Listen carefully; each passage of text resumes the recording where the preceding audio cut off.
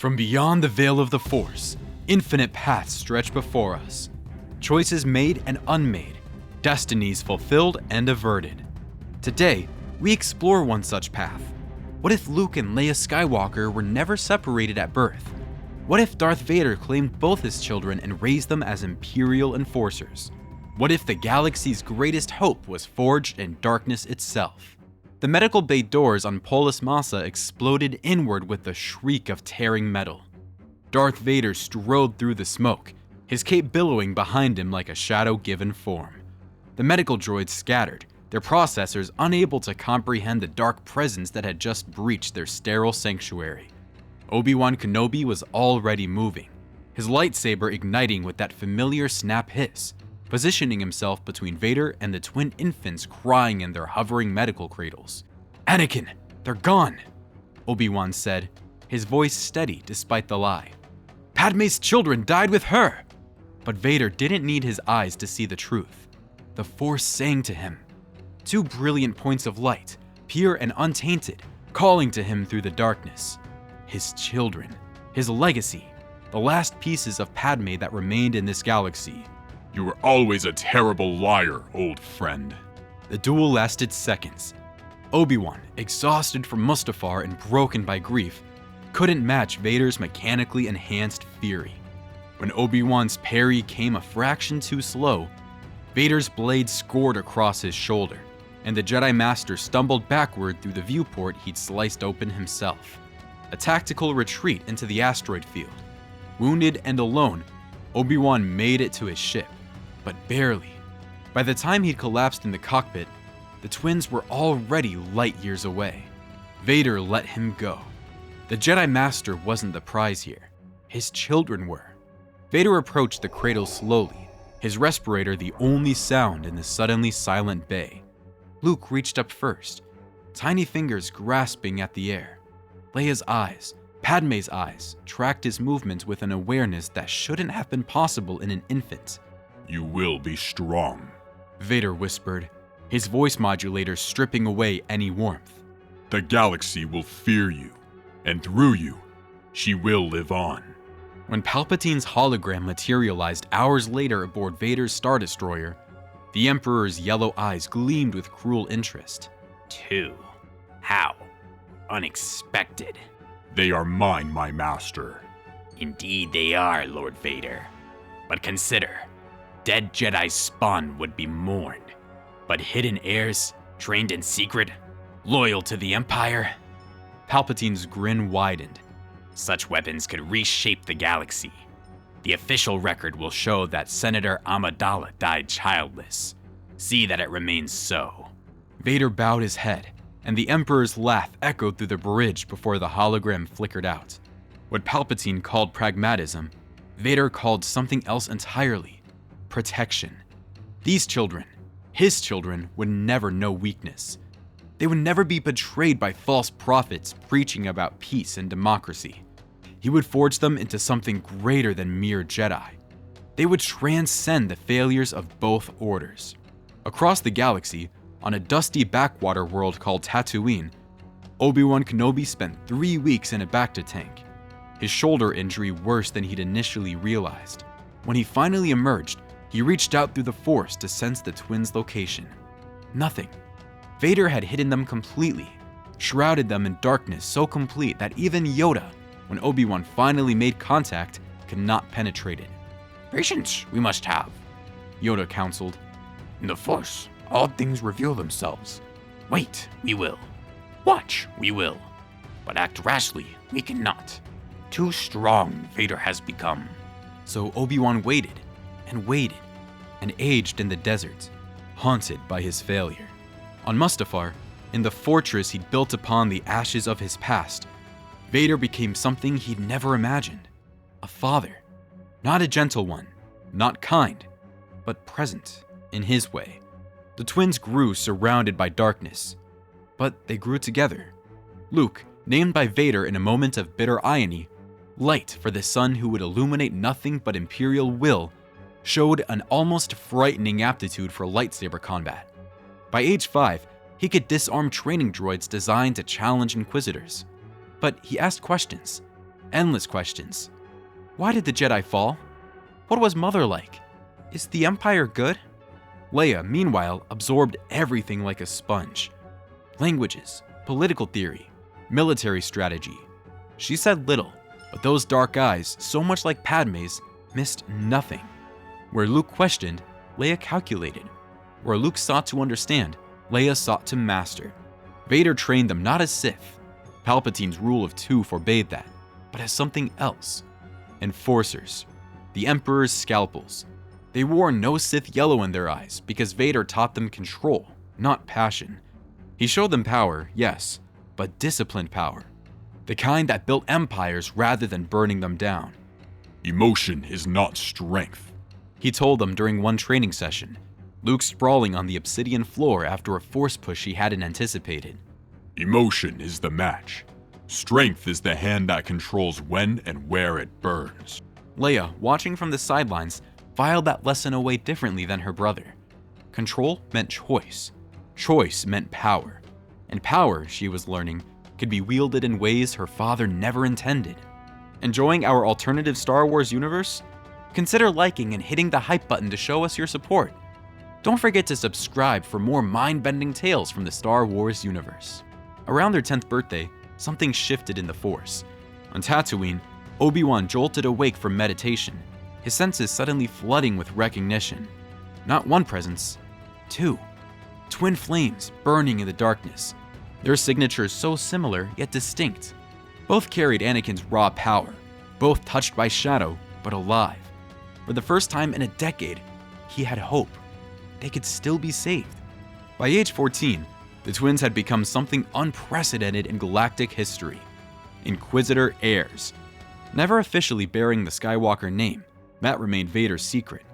They were presented to the Empire as symbolic figures, the Lord Inquisitor's personal operatives. Proof that the Force could be tamed, regulated, and made to serve order. The fifth brother, one of the mid-tier Inquisitors, studied them with barely concealed jealousy during a joint operation on Lawful. The boy hesitates. He reported to Vader after watching Luke allow a Jedi Padawan to escape through a ventilation shaft. He has mercy. The boy has potential. Vader corrected.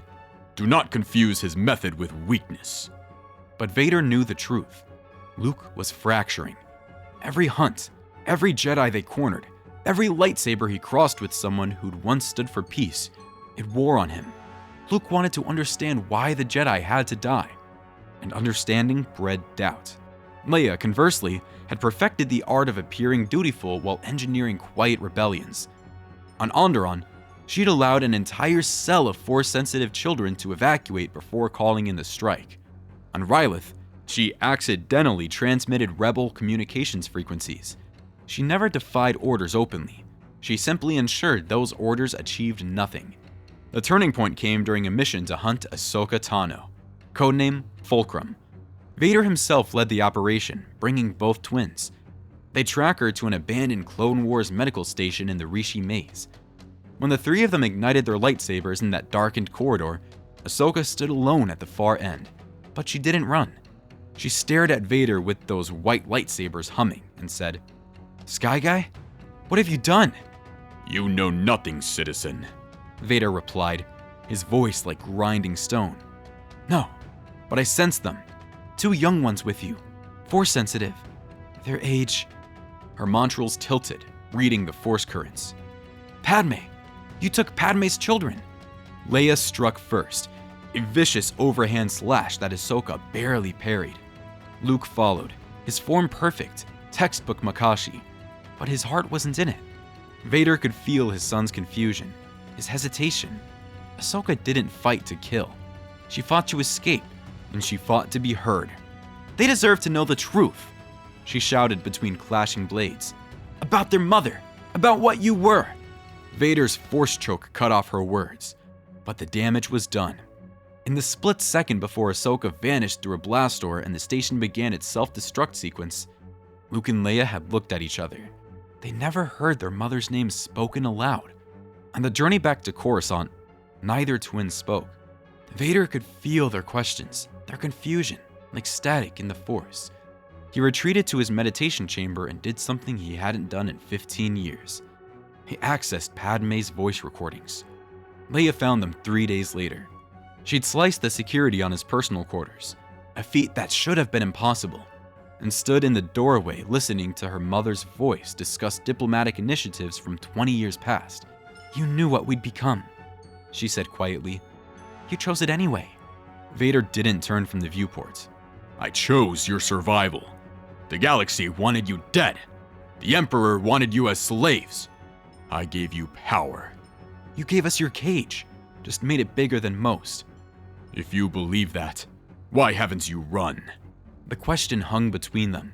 Leia stepped forward, and for the first time in her life, she spoke to him not as the Lord Inquisitor, but as his daughter. "Because Luke still believes in you, and I won't leave him to carry that hope alone." When Palpatine assigned Leia as Imperial liaison to Alderaan 3 years later, Vader knew it was a test. The Emperor suspected. He always suspected.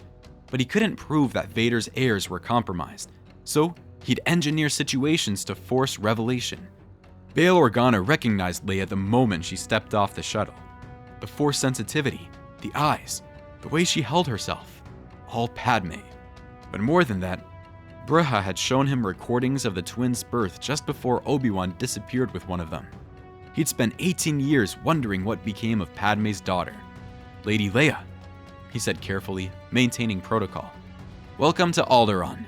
Senator Organa, I believe we have much to discuss about trade negotiations." Those negotiations lasted months. Publicly, Leia enforced Imperial policy with mechanical precision.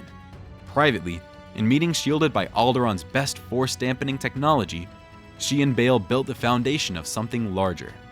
"Mon Mothma is forming a coalition," Bail explained during one midnight meeting. "But we need intelligence from inside the Empire. Codes, fleet movements, construction projects." Leia smiled. Padmé smiled, sharp and determined.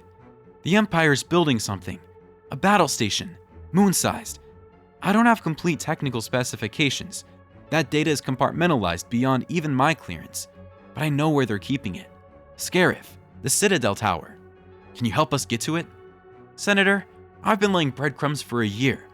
Every security protocol I've reviewed, every Imperial facility I've visited, I've been documenting weaknesses. When your people are ready to move, they'll know exactly where to strike." Back on Coruscant, Luke was falling apart. At 20, he'd killed 17 Jedi. He remembered every name, every face, every final plea. The guilt sat in his chest like carbonite, heavy and cold. Vader found him one night in the training hall, demolishing combat droids with increasing violence. You fight like a Jedi, Vader observed. Maybe I should have been one. They would have killed you. Palpatine's Order 66 ensured that. Luke deactivated his lightsaber and turned to his father. "Tell me about Order 66. Tell me about the night the Jedi died. Tell me everything, or I walk away from this life right now." So, Vader told him. Not the sanitized version, not the propaganda. The truth. The Council's arrogance. Palpatine's manipulation. His own fear for Padmé. The younglings in the temple. All of it. When he finished, Luke was crying. "You murdered children to save Mother, and she died anyway." Yes. "Then what was it all for?" You. Leia. That's all that remains. Luke shook his head. "That's not enough. That's not nearly enough." When the Death Star plans were stolen in 0 BBY, a daring raid on Scarif that cost dozens of rebel lives, everything accelerated. The Emperor ordered Luke to retrieve them personally, leading an elite squadron to track the rebel ship. What Luke didn't know, what Vader knew but couldn't say, was that Leia had ensured the rebels knew exactly where to look, though the theft itself had still required extraordinary sacrifice. The trail led Luke to Tatooine, to a moisture farm that had been burned, to a small hovel in the Junlan wastes where an old man lived alone. Obi-Wan Kenobi had aged 20 years in the Dune Sea. His eyes were haunted, his posture bent, but when he saw Luke Skywalker walk through his doorway, lightsaber at his belt, Imperial insignia on his chest, every line of his stance identical to Anakin's, the old Jedi Master felt time fold in on itself. Their confrontation was brief. Luke demanded the plans. Obi-Wan refused. Your father has been lying to you, Obi-Wan said, his own lightsaber ignited but lowered. About everything. Your mother, your sister, himself. Leia is my ally. We understand each other. Leia is a rebel, Luke. Has been for years. She's the only one who made sure those plans got stolen. Obi-Wan's voice was gentle now, almost fatherly. She's been fighting Palpatine from inside the Empire while you've been serving him. Luke's hand went to his lightsaber. You're trying to turn me against her. I'm trying to save you from repeating Anakin's mistakes. The Emperor suspects what she's doing. He's known for months. Not with certainty, but enough. This whole mission, it's a test. You're being maneuvered into confronting her, into proving your loyalty by executing your own sister. She wouldn't. We have an understanding. You have a fantasy. Your father has been preparing you both for this moment since you were born. The Emperor's rule of two. Only one heir can serve him in the end. Vader knows this. Palpatine knows this. The only question is whether you'll realize it before it's too late. Luke left Obi-Wan alive, a decision that felt like stepping off a cliff. It was the first order he directly disobeyed. And when he returned to his ship, he encrypted a message to Leia using a channel they created as children. He knows. Run. Her reply came 6 hours later. I won't run, and neither should you. The throne room, 3 days. Be ready. The confrontation on Coruscant happened exactly as Obi-Wan predicted.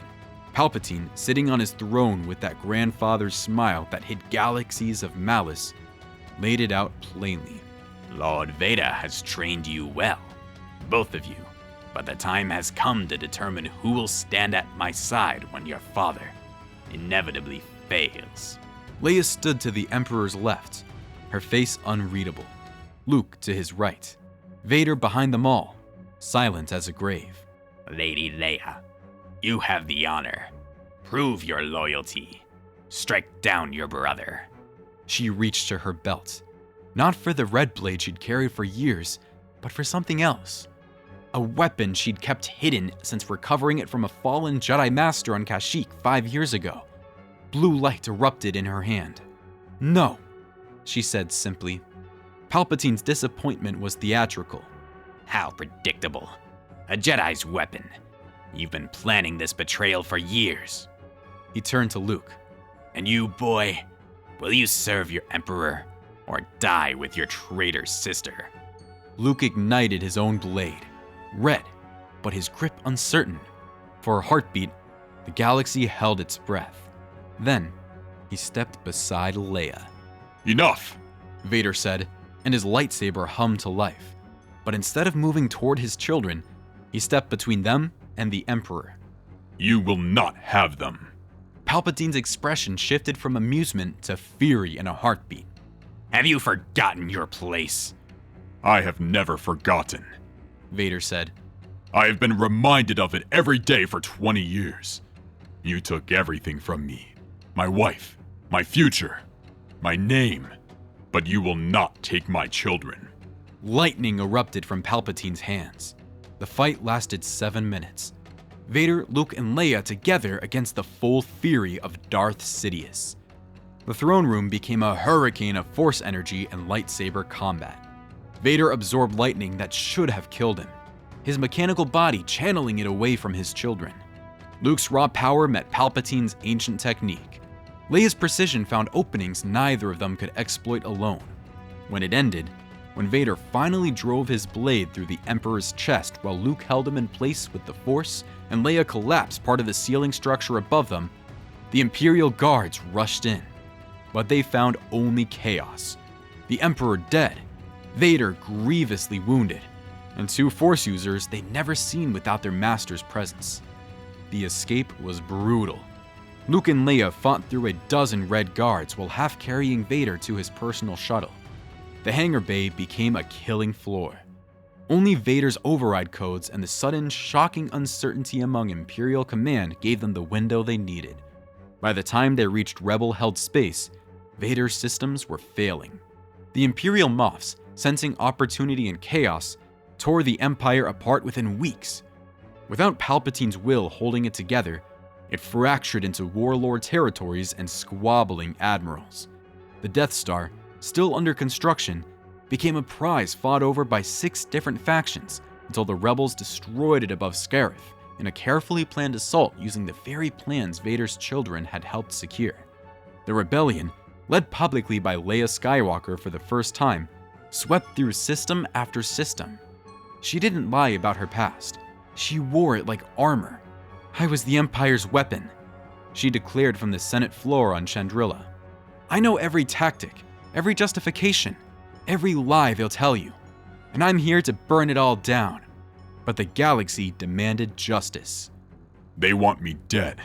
Vader told his children in the medical bay where he'd spent his final months. The damage from Palpatine's lightning had been catastrophic. His life support systems were failing one by one.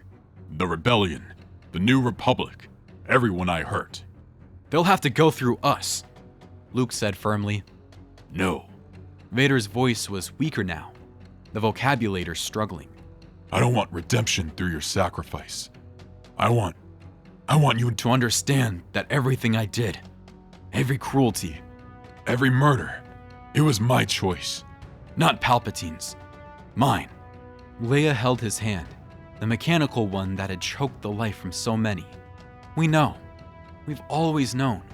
Then let me His respirator hitched. Let me see you. With my own eyes. Not through this mask. Luke's hands shook as he released the seals. When the mask came away, Anakin Skywalker's face, scarred, pale, but human, looked up at his children for the first time without a machine between them.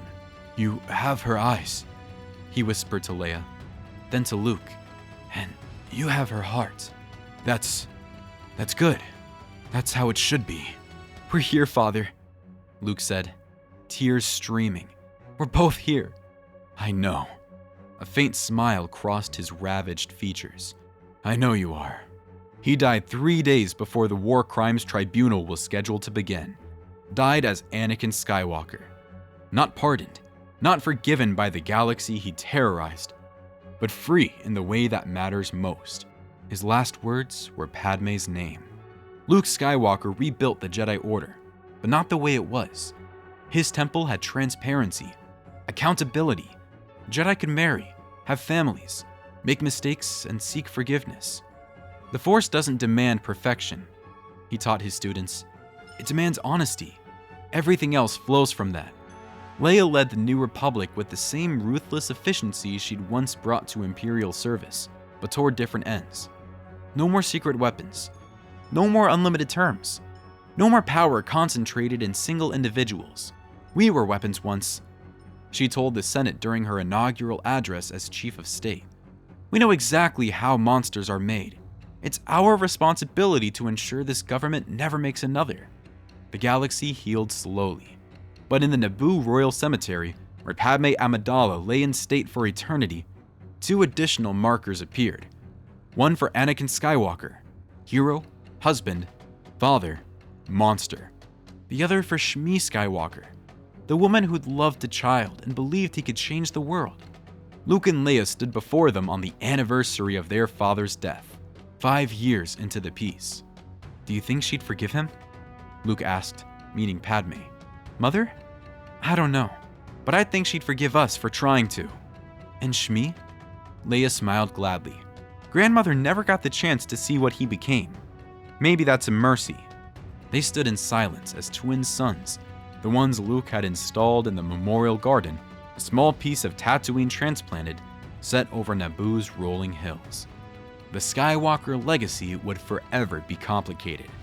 A warning about power and fear and love twisted into possession. But also, proof that even the darkest shadow, even in the most compromised soul, choice remains. And sometimes, just sometimes, people choose light. If you enjoyed this journey into an alternative Star Wars universe where destiny takes unexpected turns and balance means something entirely different, make sure to subscribe to our channel. We explore the infinite possibilities hidden within the galaxy far, far away, asking the questions that reshape everything you thought you knew. The Force has many paths. Come discover them with us.